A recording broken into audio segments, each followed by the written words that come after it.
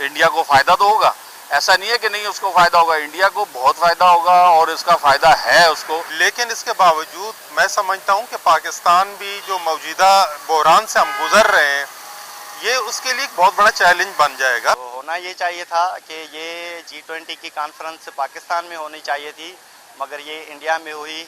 उसकी भी यही वजूहत हैं कि हमारी जो फॉरेन पॉलिसी है और जो लॉ एंड ऑर्डर सिचुएशन है पाकिस्तान में, तो हम बहुत पीछे चले गए हैं। G20 शिखर सम्मेलन की शानदार मेजबानी के लिए भारत और पीएम मोदी के नेतृत्व की दुनिया भर में जमकर तारीफ हो रही है। सराहना करने वालों में पड़ोसी देश पाकिस्तान का नाम भी शामिल है।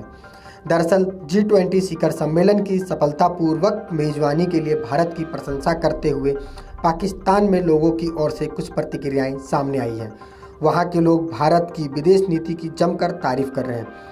पाकिस्तान के लोग भारत की तारीफ के साथ साथ अपने देश के बिगड़ते हालात का रोना भी रो रहे हैं। तो ऐसे में आइए आपको भी सुनाते हैं G20 शिखर सम्मेलन की सफलता पर पाकिस्तान के नागरिक क्या कहते हैं और क्या सोचते हैं।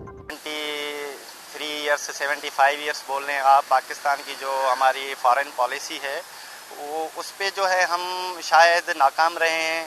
इसी वजह से आपके पड़ोसी ममालिक में एक G20 की कॉन्फ्रेंस हो रही है, जहाँ पे जो है तरक्की पजीर ममालिक हैं शिरकत कर रहे हैं, मगर पाकिस्तान को कान तक जूं तक जो है आवाम को पता नहीं है कि आपके पड़ोस में क्या हो रहा है।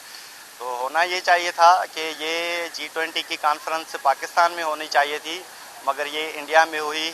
उसकी भी यही वजूहत हैं कि हमारी जो फॉरेन पॉलिसी है और जो लॉ एंड ऑर्डर सिचुएशन है पाकिस्तान में, तो हम बहुत पीछे चले गए हैं।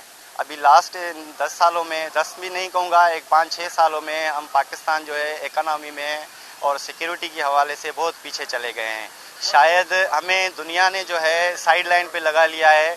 अमेरिकन सदर गया, सऊदी अरब का शहजादा गया और इस तरह दूसरे सरबराह मुल्क आए तो पहली दफ़ा बड़े अरसे बाद आते हैं। तो ये एक ऑनर होता है उस मुल्क के लिए, जिस मुल्क में पूरी दुनिया के जो 20 मुल्कों के जो टॉप 20 हैं वो लोग पहुंचते हैं और वो पहुंच के एक ऑनर तो होता है उसका।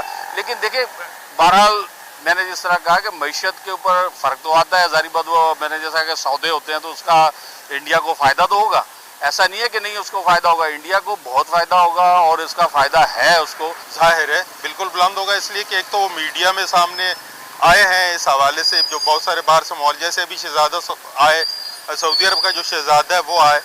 बहुत सारे लोग ये भी एक्सपेक्ट कर रहे थे कि यहाँ जब वक्त पड़ेगा तो यहाँ भी आएंगे, जाहिर है वहाँ था प्रोग्राम तो उन्होंने तो वहाँ ही आना था।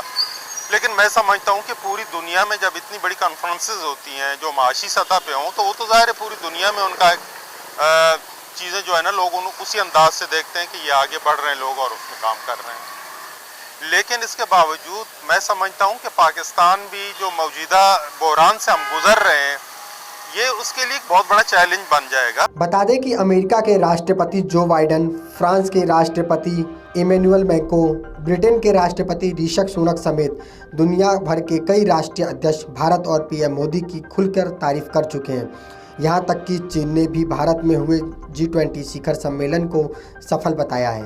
Video desk अमरउजाला.com। अमर उजाला अब आपके टीवी पर भी।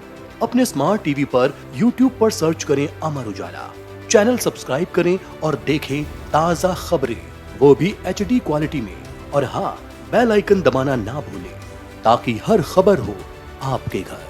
अमर उजाला, निष्पक्ष, निर्भीक, निरंतर।